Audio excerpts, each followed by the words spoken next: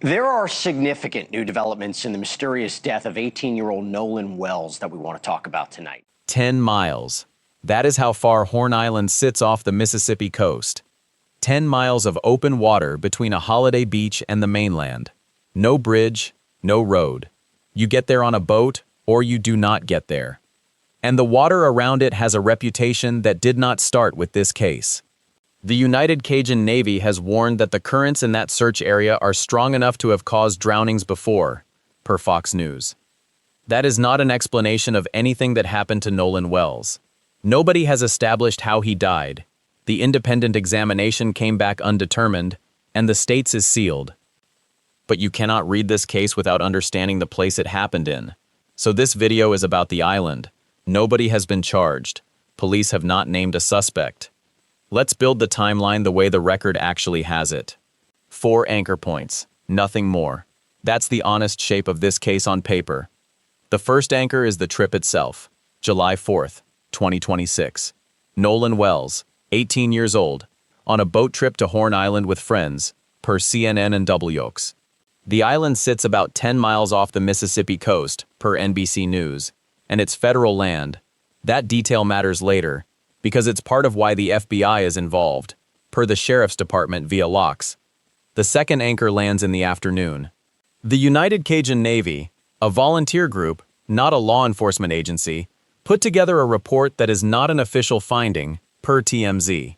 In it, the last time anyone independently verified seeing Nolan falls somewhere between 3:23 p.m. and 4:27 p.m.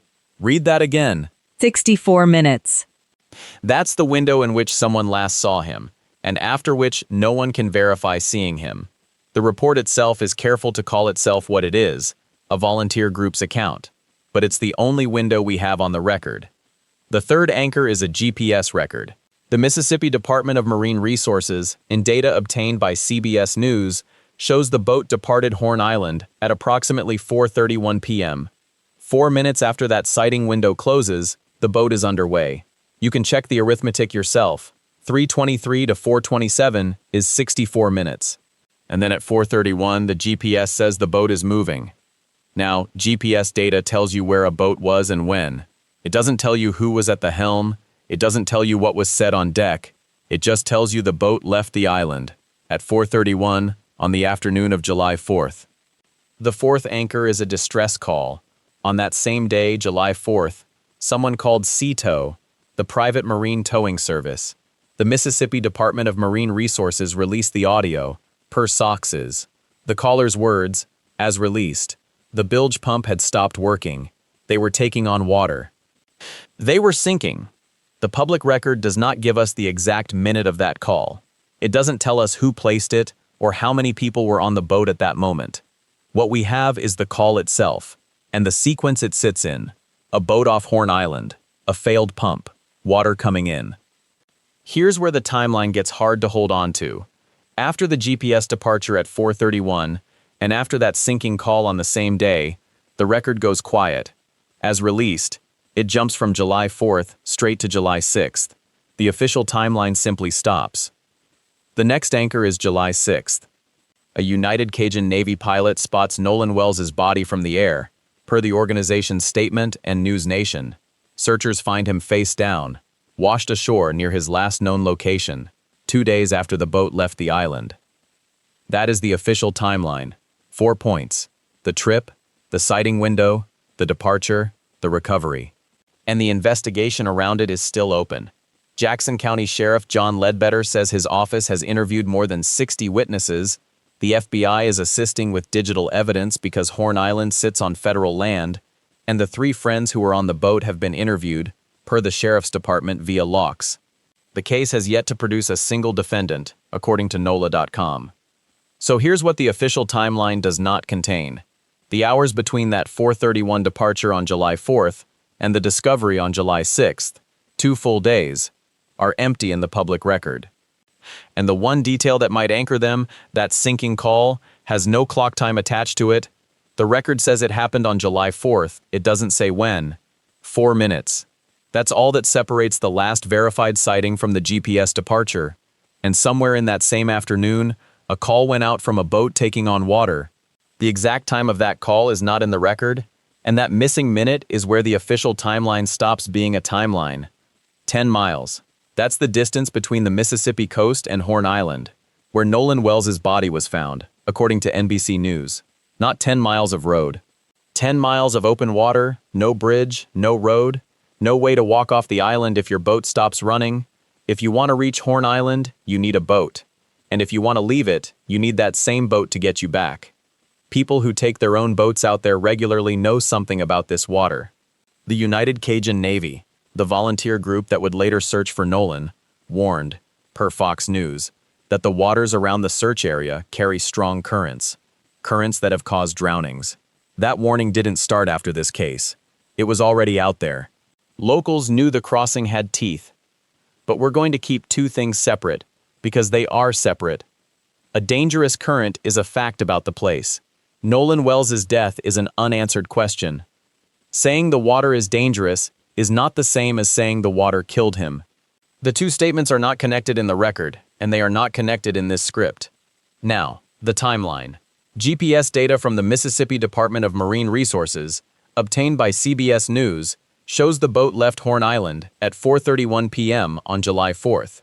The last independently verified sighting of Nolan, per a United Cajun Navy report, fell between 3:23 and 4:27 that same afternoon. A 64-minute window, and then the boat is gone from the island. It's worth remembering where that sighting comes from, a volunteer group's report, not an official finding, per TMZ. It is the best public timeline we have, but it is not a law enforcement document. What comes next in the public record? Nothing. The official timeline skips from July 4th to July 6th. No entry for July 5th. No movement. No updated location.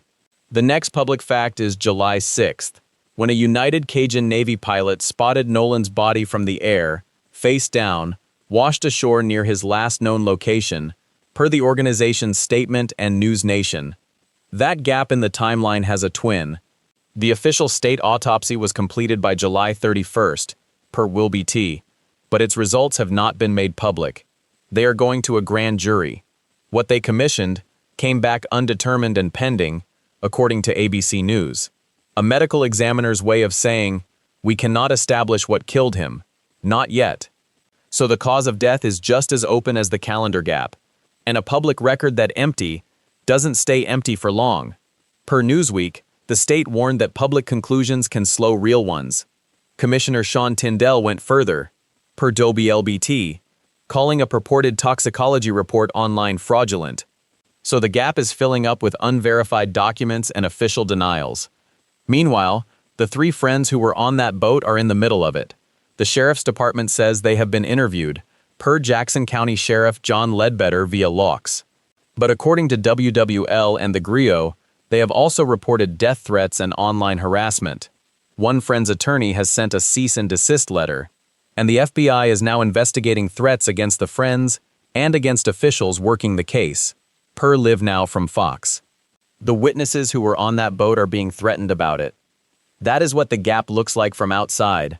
An unreleased autopsy, a grand jury no one can see into, and witnesses braced against harassment.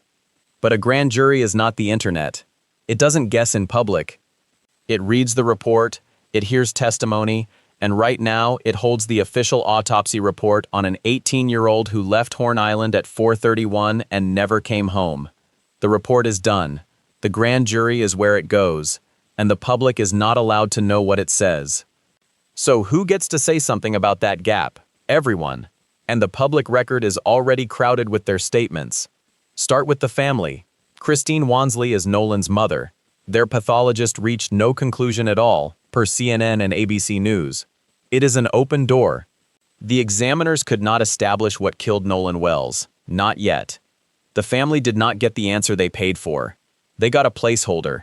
And in a case where the official autopsy is sealed and headed to a grand jury, per CLBT, a placeholder from your own doctor is the only medical document you're allowed to read. 5 weeks on and the charge column is still blank, per NPR and CNN. The family's attorney has not named anyone. That is the state of things. A victim, a grieving mother, an open case, and no defendant. Then there is the group that actually found Nolan. The United Cajun Navy, a volunteer search and rescue organization, per TMZ, produced its own timeline of the gap. That timeline places Nolan's last independently verified sighting between 3:23 and 4:27 that afternoon. It is not a law enforcement document. It is a volunteer group's reconstruction. But it is the public reconstruction that gives you a window, and that window is 64 minutes long. That window is the only slice of July 4th that the public can point to with confidence. Now the sheriff. Jackson County Sheriff John Ledbetter has put numbers on that gap. According to Locks, he said his office has interviewed more than 60 witnesses. 60 people have walked into the gap and come out with a statement. That is the largest number in the public record for this case. Ledbetter also said the FBI is assisting with digital evidence because Horn Island sits on federal land. That is a jurisdictional detail, not an accusation. And he said the 3 friends who were on the boat have been interviewed. We don't know what they told him. We only know they were asked. Then there are the officials who are policing how the gap gets talked about. The plea from officials, through Newsweek, was for patience, and it came with a reason. Through Newsweek, the state asked people to leave this to the process for now. Commissioner Sean Tyndall went further, per WLBT, calling a purported toxicology report circulating online fraudulent. That is not a clue. That is a counterstatement. The document you are passing around is fake.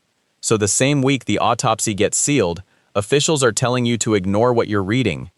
The gap is surrounded by official denials. And the 3 friends on that boat, they have said the least. And they have been threatened the most. According to WWL and the GRIO, they have reported death threats and online harassment. One friend's attorney has sent a cease and desist letter. A cease and desist is a demand to stop, not an admission of wrongdoing, but it exists because the threats exist. And the FBI is investigating threats against the friends and against officials working the case, per Live Now from Fox. So the witnesses are not just witnesses, they are also targets. People are sending them death threats about the same gap that officials are telling the public not to fill in. But one voice came from inside that gap long before anyone was talking about it. On July 4th, a caller reached out to Seatow, a private marine towing company. Mississippi authorities released the audio, per the Department of Marine Resources via Locks. In that call, the caller says the bilge pump has stopped working. They are sinking. The call was made the same day Nolan disappeared, per CNN and WX. That call gives the public a first-person voice from the water. It is someone speaking from the middle of the event, not after it. But now put that voice next to the GPS data that CBS News obtained. The data shows the boat left Horn Island at approximately 4:31 that afternoon. Both the GPS data and the audio come from the same Mississippi agency. Same day, same boat. One voice says we're sinking. The location data says the boat was still moving. No public document yet connects those 2 facts.